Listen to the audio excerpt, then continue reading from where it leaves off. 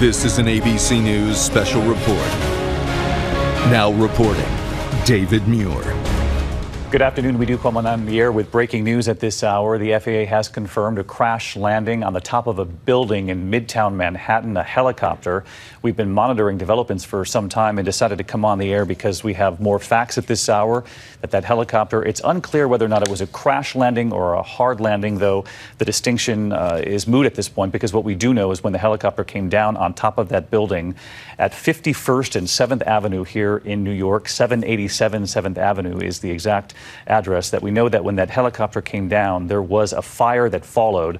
Our station here in New York, WABC TV, is reporting at this hour that there is one dead, though ABC News has not independently confirmed that as of this point.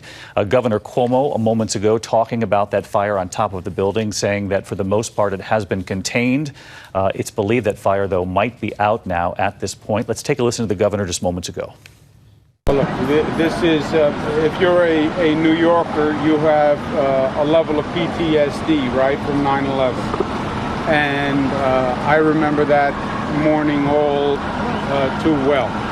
So as soon as you hear an aircraft hit a building, I think my mind goes where every New Yorker's mind goes. But at this point, there's no indication that there's... At this point, there is no indication that is the case. The only indication was a helicopter had to do an emergency or a hard landing or crashed onto the rooftop of the building, causing a fire.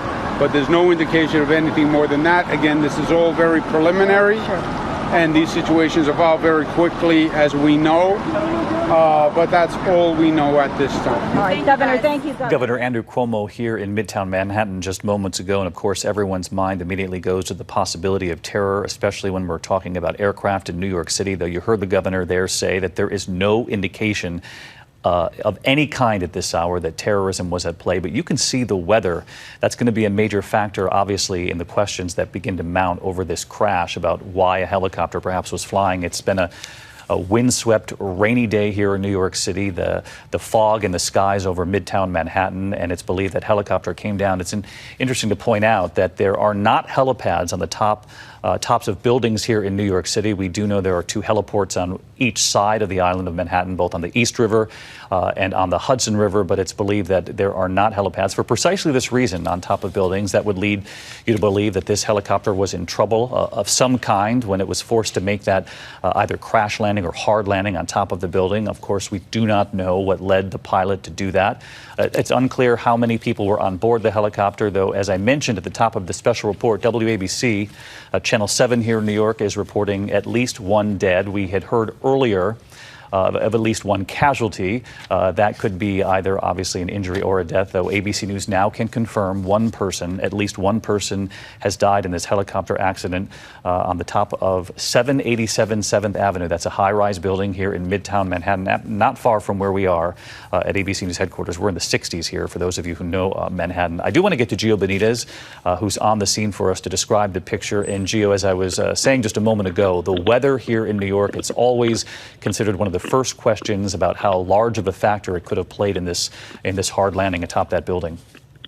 Absolutely, David. In fact, I'm looking up at these sky rises right now, at these high rises, and I cannot see the top of some of them. That is how bad this fog is. So no doubt that question, why was that helicopter even flying to begin with, that's going to be something a lot of people are going to be asking. These investigators are going to be looking at that. As you know, David, this is a very, very busy area here in New York City. I'm looking at Broadway theaters around us. We have just about every law enforcement agency here in the city.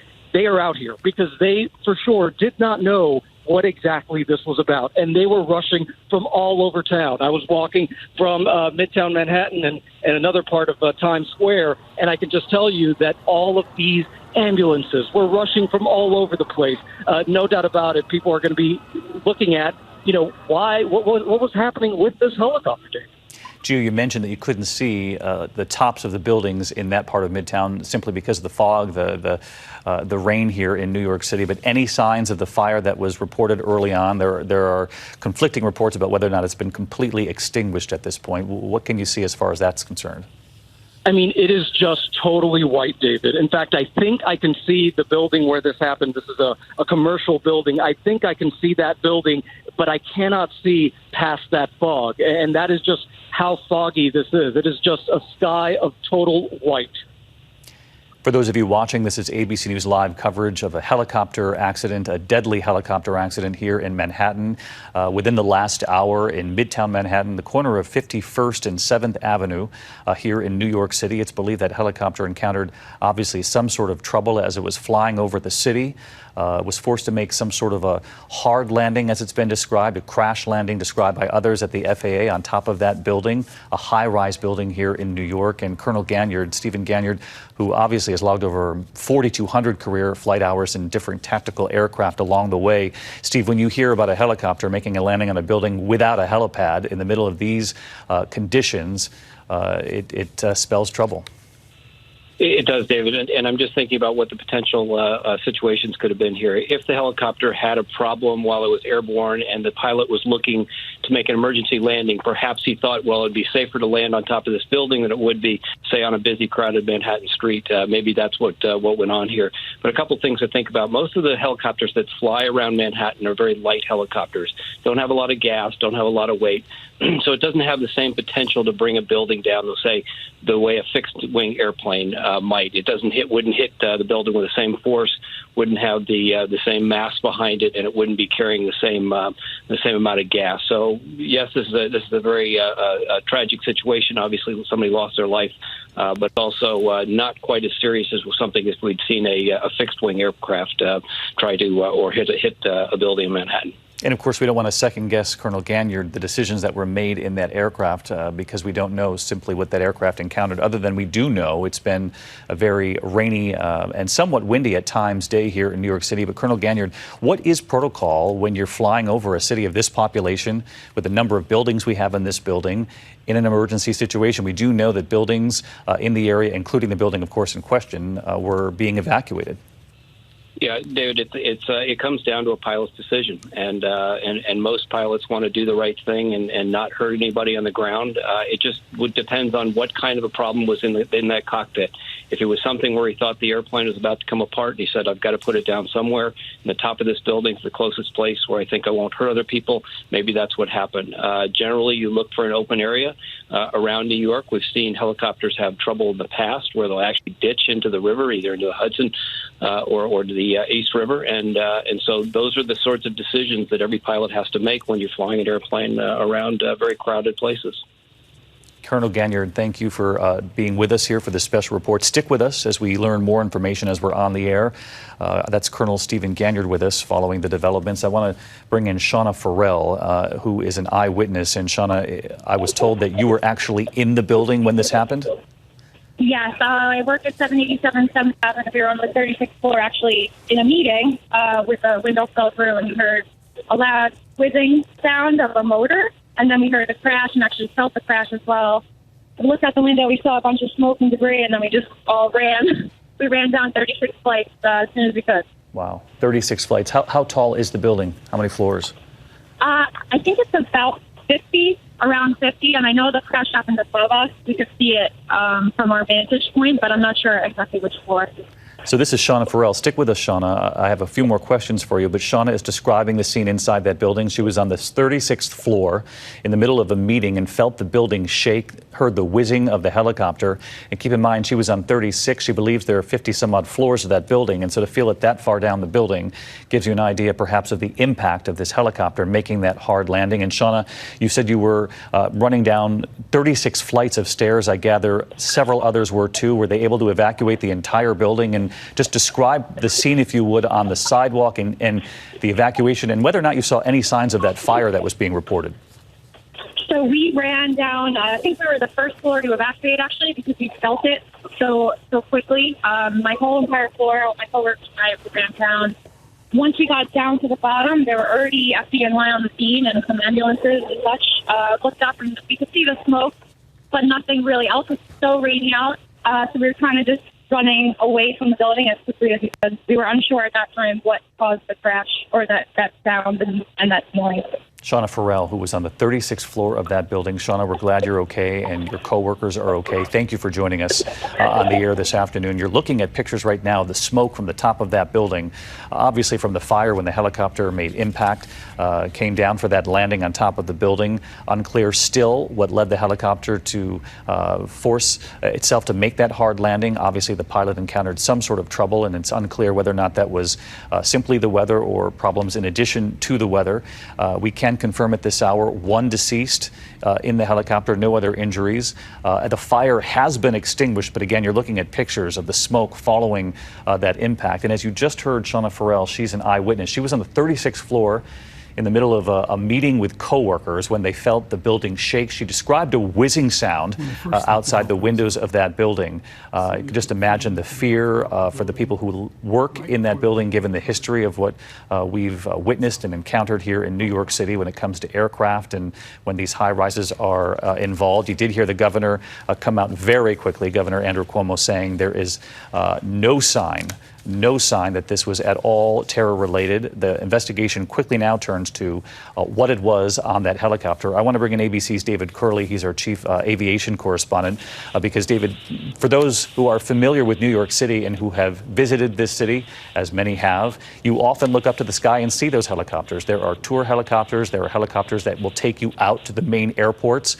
And I've just learned here moments ago that there's a ground stop at several of the airports here in New York City, which speaks to that weather issue.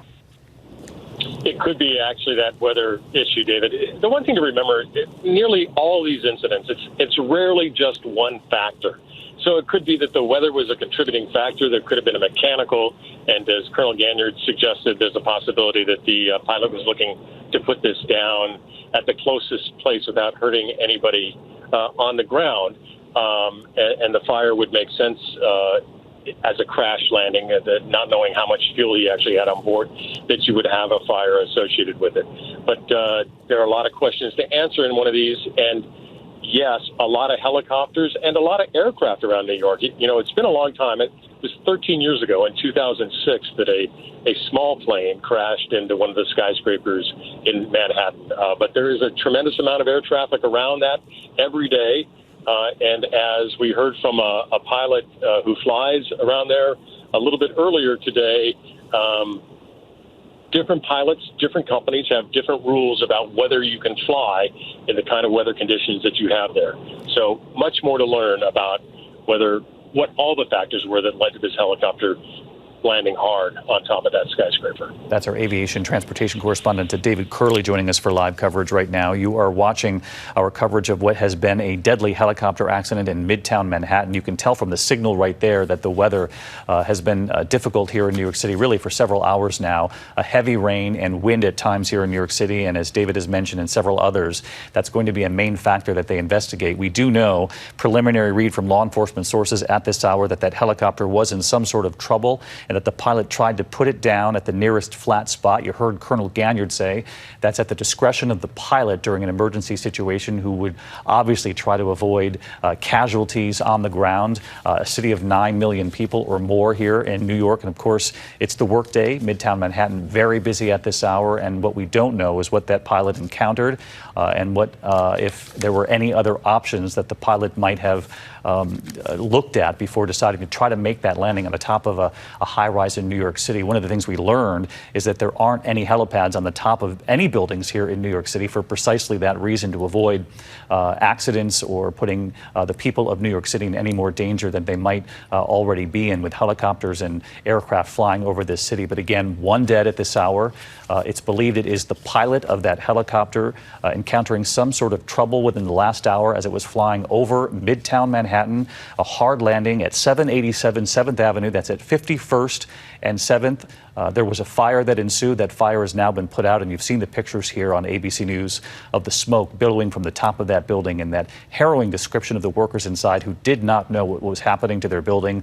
One worker describing the whizzing sound of an aircraft nearby and then the building shaking. She also described several of her coworkers, including herself, running down the stairs of that building to get to safety.